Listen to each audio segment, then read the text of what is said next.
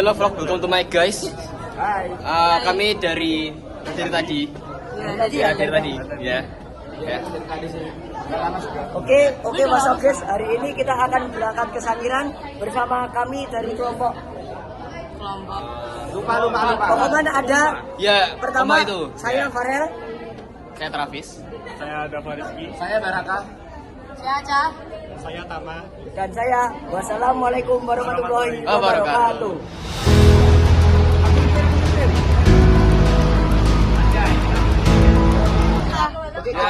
Hai, kita udah di bis guys.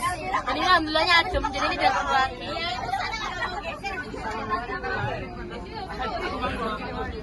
Pak Ketua. Insyaallah ketua kita. Jadi bis, kalian harus melihat bagaimana kondisi bis sekarang. Ini adalah motor kita. Kita sekarang udah turun dari bis. Sekarang naik pick up. Ya, ini kan. Ayo, say. Ini habis tidur. Ayo. Oke guys, kita sudah sampai di gerbang. Kita akan masuk ke keluarga.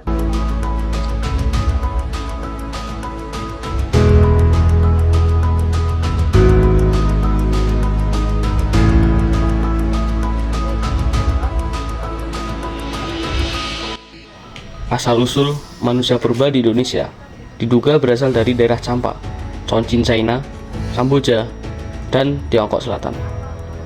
Mereka termasuk rumpun bangsa Austronesia yang terdiri dari ras Mongoloid dan ras Austromelanozoid. Manusia purba di Indonesia diperkirakan sudah hidup sekitar 600.000 tahun yang lalu.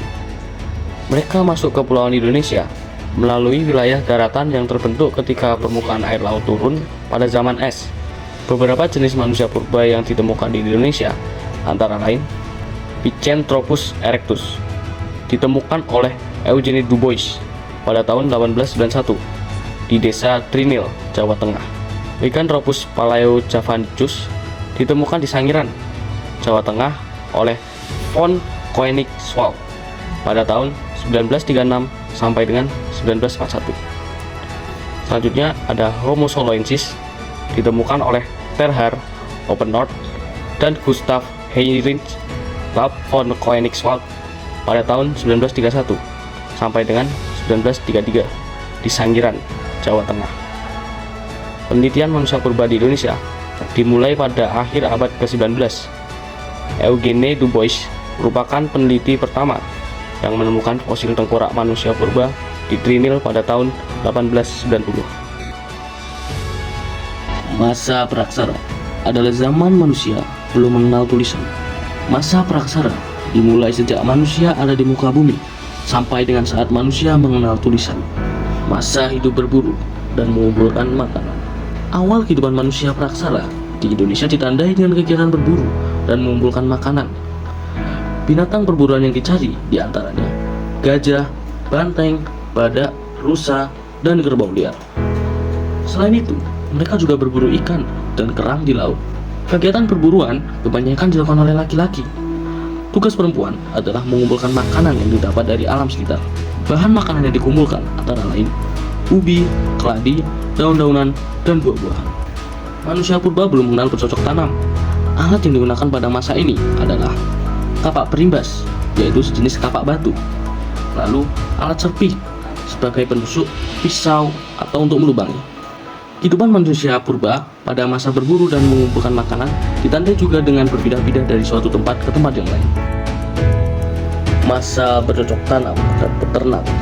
Pada masa bercocok tanam, timbul suatu revolusi peradaban yang menyangkut kehidupan manusia purba. Pada saat itu, terjadi perubahan dari tradisi mengumpulkan makanan menuju menghasilkan makanan. Di masa ini, manusia sudah tidak bergantung lagi pada alam. Selain itu, kehidupan nomaden juga mulai hilang. Tempat-tempat yang didiami adalah tempat yang tinggi. Bukit-bukit kecil yang dikelilingi sungai atau jurang yang dipagar oleh hutan juga menjadi tempat tinggal. Manusia berusaha menghasilkan makanan sendiri dengan bercocok tanam dan peternak. Jenis tanaman yang ditanam antara lain padi, jagung, keladi, sukun, pisang, dan ketela.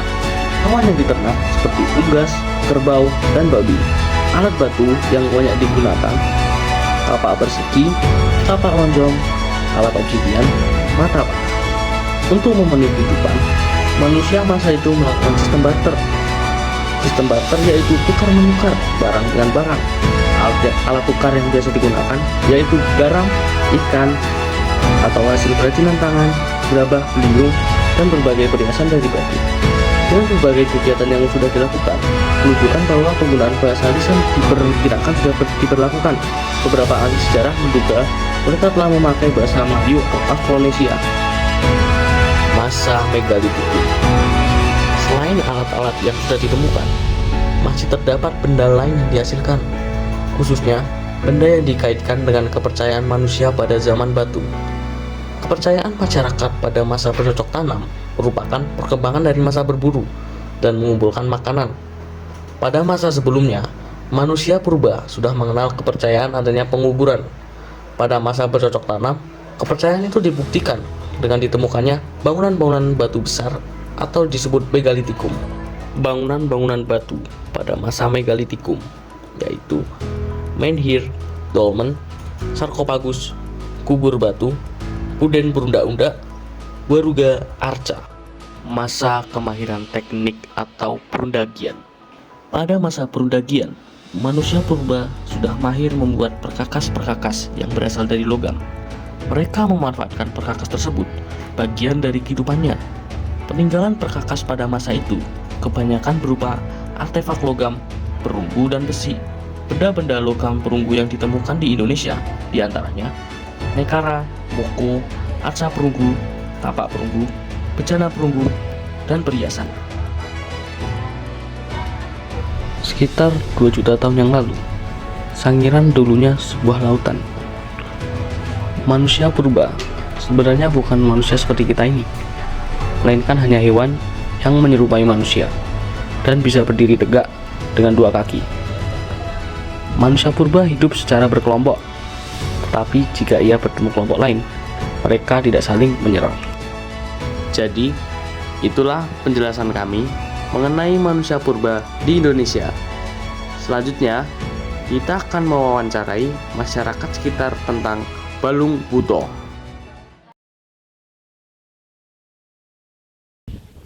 Oke, sebelumnya kita dari SMA 1 Surakarta yang mendapatkan tugas Ibu dari tugas sejarah tentang mengobservasi tentang apa itu Balung Buto. Namun sebelumnya Ibu namanya sinten? Ibu Asih. Oh, Ibu Asih. Ya. Untuk alamatnya gimana Ibu? Ini di Sangiran, Ngampon Sangiran. Oh, di Sangiran. Jadi Desa Ngampon. Ibu masyarakat sekitar di sini ya, Bu? Ya. Oh, terus sudah jualan di sini dari Sekitar kapan, Bu? 17 tahun. Udah 17 Iya. tahun. Oh, lama sekali ya. Kira-kira itu pas selama di sini pernah nemu fosil apa-apa enggak gitu? Nah, saya enggak, saya kan penjual. Beda Oh. sama yang kalau biasa yang nemu itu enggak orang yang nggak sengaja, orang yang macul tani di ladang gitu yang sengaja. Kalau saya kan penjual pengrajin, kerajinan khas Sangiran. Kalau dapat kayak yang kan jualan fosil juga, Bu. Enggak, iya, saya Oh, jual. oh, enggak. Ini khas. Oh, yang ini khas. kerajinan tangan. Oh. Ya, bukan fosil, kerajinan tangan. Bukan. Kalau yang fosil kan yang taruh di atas sana, tidak diperjualbelikan jadi. Itu kan khusus yang kerajinan, buatan. Berarti yang di sini semua tentang kerajinan semua. Ini kerajinan. Enggak ada yang fosil. Enggak ada. Enggak ada yang fosil. Enggak ada. Namanya aja batu fosil yang tadi yang buat gantungan itu Oh, namanya itu dari batu batu fosil. Tapi dibuat kerajinan jadi gantungan, jadi batu tasbih, jadi apa untuk rokok itu apa namanya? Asbak. Nah, dan lain-lain. Untuk Ibu itu udah pernah mendengar mitos tentang batu buto belum ya, Bu? Balung Kalau buto. mendengar ya sudah, kan saya orang sini. Ya. Kalau mendengar ya. Oh, untuk Balung Buto itu sebenarnya apa sih, Bu? Kalau Kalau balung di buto sini? ibaratnya orang itu kan tulangnya orang dulu, tulangnya manusia purba zaman dahulu. Nah, Jadi Balung Buto kok bisa dinamakan Balung Buto itu karena apa sih, Bu? balung buto itu karena apa ya? Mungkin loh ya, ini saya nggak tahu ininya. Karena itu kan sudah dinamakan batu apa? Balung Balung buto. Nah, itu mempresentasikan ibarat orang manusia zaman purba dulu kan orang besar-besar seperti buto.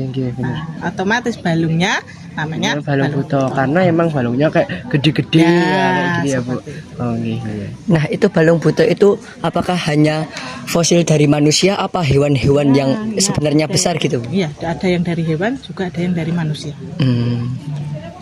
Kalau untuk mitosnya itu sendiri, apakah ada pemanfaatannya ya Bu dari balung buto itu seperti untuk pengobatan atau? Sepertinya ada yang bisa buat pengobatan seperti fosil gading gajah itu ada yang buat bisa untuk ambil racun loh, menyedot racun, sengat lebah, kalajengking seperti itu bisa, ada yang bisa. Tapi itu sebenarnya hanya mitos Enggak, atau memang emang- ada, oh, memang bisa, ada, memang memang bisa, ya, Bu? bisa. Tapi kalau buat yang kayak musir setan Oh, enggak. seperti itu, Nah itu enggak ini ya, beda nah itu. Kalau mistis-mistis itu saya enggak ini. Kalau memang secara realnya, nyatanya yang ada yang tadi yang fosil gading itu memang ada manfaatnya untuk mengambil bisa seperti sengat, lebah, kalajengking seperti itu. Kalau untuk cerita tradisional yang di sini tentang balung buto itu ada nggak ya Bu? Saya baru mendengar baru-baru ini setelah ada pementasan itu kalau balung buto itu hanya penyebutan sebenarnya. Oh. Yang tadi yang sudah disejarahkan tadi. Kenapa namanya balung buto? Karena dulu kan yang bentuknya besar. Ya. gitu. Berarti balung buto itu tidak ada kaitannya kayak sama hal-hal mistis itu sebenarnya nggak ada ya Bu? Nggak ada.